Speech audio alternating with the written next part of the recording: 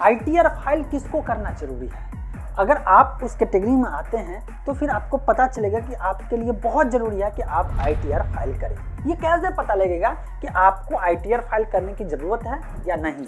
तो 2-3 पॉइंट है जो समझ लीजिए। अगर उस कैटेगरी में आप आते हैं तो आपको फाइल करने की ज़रूरत है, अगर उस कैटेगरी में नहीं आते हैं तो फाइल करने की ज़रूरत नहीं है। सबसे पहला काम यह है कि अगर आप बेसिक एग्जेम्पशन लिमिट के अंदर आ रहे हैं तो आपको आईटीआर फाइल करने की ज़रूरत नहीं है। लेकिन अगर बेसिक एग्जेम्पशन लिमिट से ज़्यादा आपका इनकम हो जाता है तो ऐसे में आपको आईटीआर फाइल करना जरूरी है। अब कैसे पता लगेगा कि बेसिक एग्जेम्पशन लिमिट क्या है।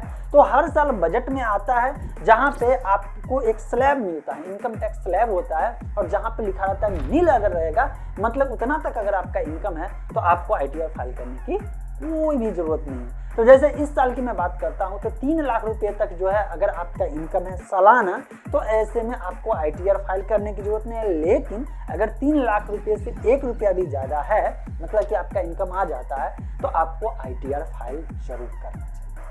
दूसरा कंडीशन है कि अगर आपका सेविंग अकाउंट है और सेविंग अकाउंट में जो है टोटल डिपॉजिट अमाउंट जो है 50 लाख या उससे ज़्यादा है तो ऐसे में आप आईटीआर जरूर फाइल करें। तीसरा, अगर आपके पास करंट अकाउंट है और मल्टीपल करंट मतलब सारे करंट अकाउंट मिला करके टोटल आपका उसमें डिपॉजिट जो है अमाउंट 1 करोड़ से ज़्यादा है या 1 करोड़ के बराबर है तो भी आप आईटीआर जरूर फाइल करेंगे। इसके बाद बात आता है टीडीएस पे। अगर आपका टीडीएस कटा है और 25,000 रुपया से ज़्यादा टीडीएस कट गया है तो हर हाल में आप जो है आईटीआर फाइल करिए।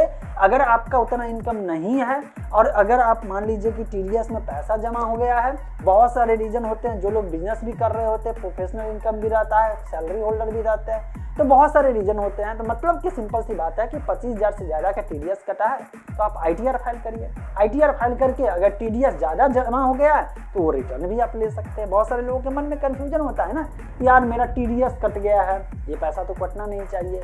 तो मेरे दोस्त, अगर आप आईटीआर फाइल करेंगे तो आपको क्लियरली पता चलेगा कि कितना टैक्स देना है या टैक्स लायबिलिटी कुछ नहीं बनता है, और फिर जो है यहाँ पे आप टीडीएस रिटर्न भी ले लेते हैं। तो टीडीएस के लिए तो वैसे भी आईटीआर आपको फाइल करना है। अब इसके बाद आता है 2 और कैटेगरी। पहला ये कि जो बिजनेस कर रहे हैं, जो जैसे कि कोई फर्म चला रहे होते हैं, तो ऐसे में अपने नाम पे कुछ बिजनेस कर रहे हैं और उस बिजनेस का टर्नओवर सेल्स जो है 60 लाख से ज़्यादा अगर हो गया तो भी आप आईटीआर फाइल करिए। अगर आप प्रोफेशनल हैं और प्रोफेशनल के कैटेगरी में आकर के आप जो रिसीव करते हैं, जो टोटल रिसीट होता है साल में 10 लाख रुपए से ज़्यादा का रिसीव करते हैं तो भी आपको आईटीआर फाइल करना ही पड़ेगा।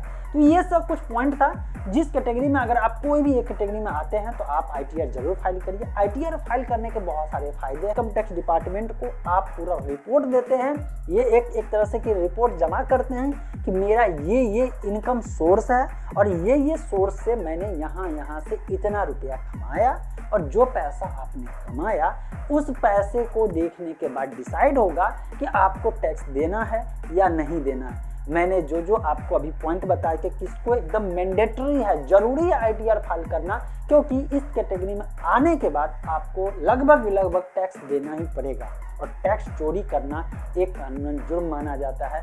ऐसे कंडीशन में आप आईटीआर फाइल करके टेंशन फ्री हो जाइए। ये इन्फॉर्मेशन आपको अगर थोड़ा सा भी काम का लगा होगा तो अपने सर्किल में लोगों के साथ शेयर करिए। लोग जाने अनजाने में गलती कर बैठते हैं। बहुत सारे अभी भी लोग हैं जिनका इनकम ज़्यादा है लेकिन फिर भी वो आईटीआर फाइल नहीं करते हैं। उनको ये भी बताइए कि भविष्य में कभी अगर होम लोन लेने जाएंगे तो आपको वहाँ पे आईटीआर का डिमांड किया जाएगा, आपसे पूछा जाएगा पिछले 3 साल का आईटीआर जो फाइल किए रिपोर्ट दीजिए, क्योंकि उसी के आधार पे होम लोन का जो अमाउंट होगा, लोन अमाउंट होगा, वो डिसाइड होता है कि आपका इतना इनकम है, इसमें से कितना आप ईएमआई में चुका सकते हैं, कितना आपको घर में खर्चे के लिए रखना पड़ेगा, इस अनुसार से डिसाइड होता है। तो इम्पोर्टेंट वीडियो था, मैंने सोचा चलिए आपके साथ ये इन्फॉर्मेशन शेयर कर देता हूँ।